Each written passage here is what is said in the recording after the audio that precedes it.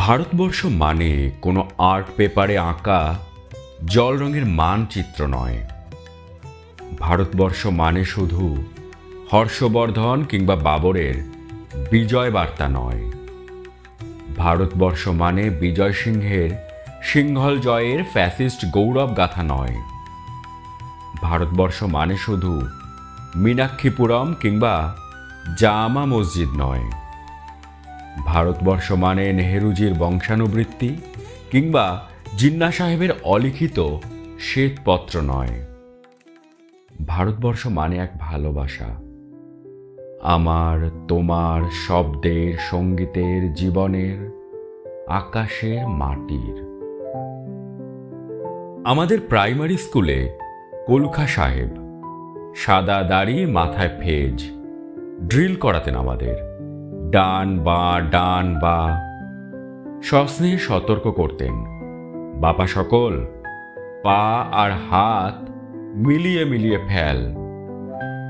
কলুখা সাহেবের গোড়ের মাটিতে আজ ফেরেস্তার হাসি ভারতবর্ষের চেরাগ হয়ে জ্বলছে।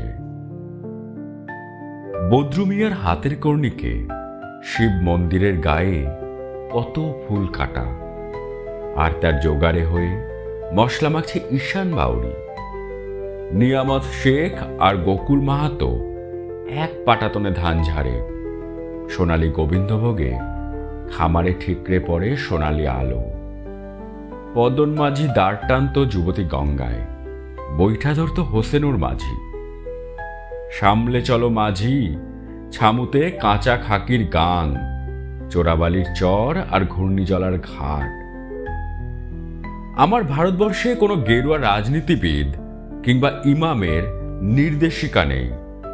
এখানে কোনো সংহিতা হাদিস ছাড়াই কোজাগরি চাঁদের অকৃপণ আলো পড়ে ঈদগার ওপর, আর রমজানি চাঁদ তুলসী মঞ্চের গায়ে পূর্ণ আলো দেয়। আমার ভারতবর্ষ মানে রবি ঠাকুরের মধ্যে নজরুল, রবিশঙ্কর আর আলী আকবরের যুগলবন্দি, গণেশ পাইন আর মকবুল ফিদার রঙিন ছবি। আমার ভারতবর্ষ মানে লালন ফকিরের গান।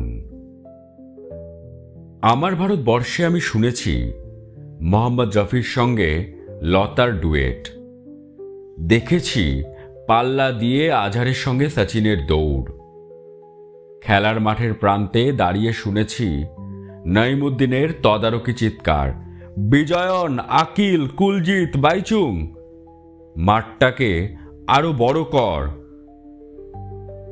মাঠ দিন দিন ছোট হয়ে যাচ্ছে, মাঠটাকে আরো বড় করা দরকার, অনেক অনেক বড়।